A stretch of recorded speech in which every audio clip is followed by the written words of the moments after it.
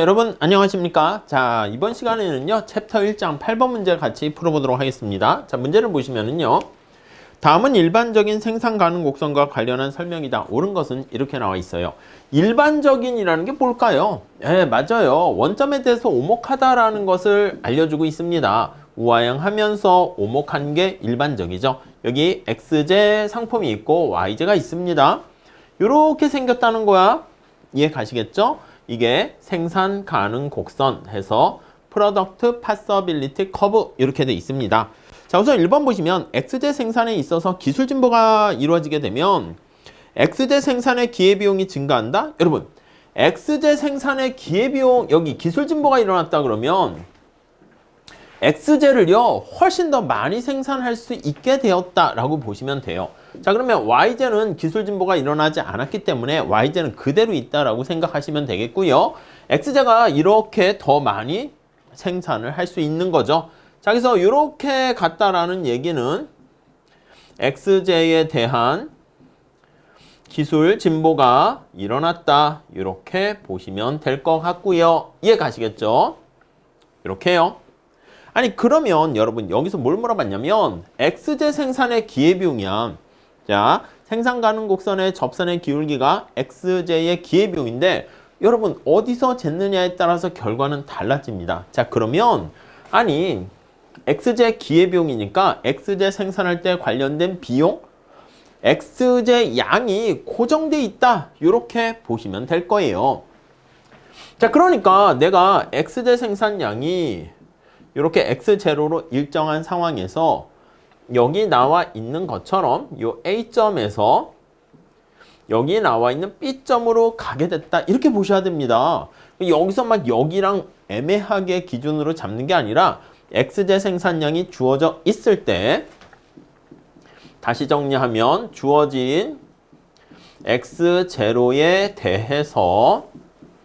대해서 기회비용이 어떻게 되는가 라고 하는데, 접선의 기울기가 기회비용이지. 요거 보시면 이렇게 있다가 완만해지는 거 보이십니까? 네. 그러니까 기회비용이 완만해지니까 작아진다 해야 됩니다. 증가한다가 아니에요. 이해 가시겠죠? 네, 그 정도 봐주시고 2번 볼게요. 생산 가능 곡선이 원점에 대해서 오목하다는 것은 생산의 전문화에 따른, 여러분 이게 오목한 거잖아요. 이게 오목한 거 아니겠습니까? 자, 생산에 따른 전문화. 이건 뭐냐면 어떤 거 하나에만 투자했을 때 전문화니까, 특화, 전문화 같은 말이야. 전문가 마찬가지죠. 그래서 전문화, 전문화. 그러니까 특화를 했을 때 효과가 굉장히 크다는 거니까 어느 거 하나에 올인하는 게 제일 낫다, 이렇게 보시면 돼요. 자, 그래서 여기가 x고 y고 요게 바로 전문화의 효과가 있는 겁니다. 골고루 생산하는 것보다는 x제나 y제 어떤 거 하나에 올인했을 때가 성과가 훨씬 좋다, 이렇게 보시면 되겠죠. 아니, 그러면요 여러분, 이렇게 생겼다는 건 어떻게 됩니까? 만약에 생산 가능 곡선이 이렇게 생겨 있으면 요걸 기준으로 볼게요. 점선을 기준으로 볼게요. 이렇게 있을 때 점선은 약간 여기 있는 상황에서 밖으로 볼록 원점에서 오목이다 그러면 이게 느낌이 오십니까? 골고루 생산했을 때 효과가 좀 더 크다라는 것을 알 수가 있어요. 이렇게 할 때 훨씬 더 효과가 크게 되는 거죠, 느낌이. 그러니까 이거는 골고루 생산할 때 오히려 효과가 더 작아지니까 전문화, 이렇게 되는 것이고, 얘가 바로 전문화 되었을 때고, 원점에서 오목하게 되면은 그때는 전문화보다는 골고루 약간 시너지 느낌이 강하다 보시면 돼요. 그래서 이렇게 되는 경우는 전문화와는 거리가 멀고 골고루 생산했을 때 약간 시너지 효과가 생긴다, 이렇게 보시면 되겠습니다. 오케이? 자, 그래서 이게 오목이 아니라 볼록할 때 전문화의 이득이 생긴다, 이렇게 보시면 되겠고요. 다음 3번. 생산 가능 곡선상에서 우하방의 점으로 이동하면, 자, 이거야 지금 A점에서요 우하방이니까 여기 아니겠습니까? C로 이동하는 거야. 접선의 기울기 어떻게 됩니까? 더 커진다는 것을 알 수가 있습니다. x제 생산의 한계 비용이 증가한다. 맞죠?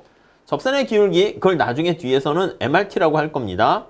MRT, XY가 체증한다. 이렇게 정리를 하시면 되겠습니다. 맞는 얘기예요. 오케이. 다음 4번. X제가 노동집약제일 경우에 이게 무슨 말이냐면 X제라는 게 여러분 만약에 쌀이라고 할게요. 쌀. 그리고 Y제가 만약에 컴퓨터라고 할게요. 아니 컴퓨터 같은 경우에는 사람이 여럿이서 모여가지고 할 수 있는 게 아니라 기계로 자동화돼서 자본 집약적인 그런 생산 방식을 사용해야 되고요. 상대적으로 쌀은 노동을 많이 사용하게 되는 그런 경우 이걸 노동 집약적인 생산 방식을 사용한다. 이렇게 얘기를 합니다. 오케이? 자, 그래서 X제가 노동 집약제라고 하면 컴퓨터보다는 쌀에 가깝다는 거예요. 그럼 노동의 부존량이 증가하게 되면은 자, 노동이 더 많아지게 되면 노동 집약적인 재화인 쌀을 훨씬 더 많이 생산할 수가 있게 되는 거예요. 자, 그래서 이게 생산 가능 곡선상이 아니라 생산 가능 곡선 자체가 우측 이동합니다. PPC가 자체가 우측으로 이동을 하게 됩니다.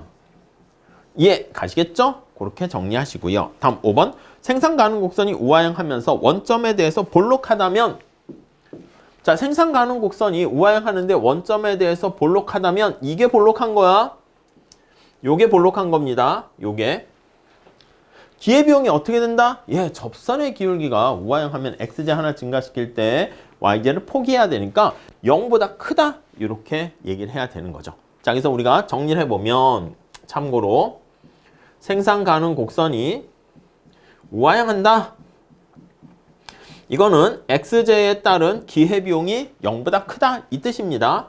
X제에 대한 비용, 기회비용이 0보다 크다. 이렇게 되어 있고요. 그리고 생산 가능 곡선이 원점에 대해서 볼록하다.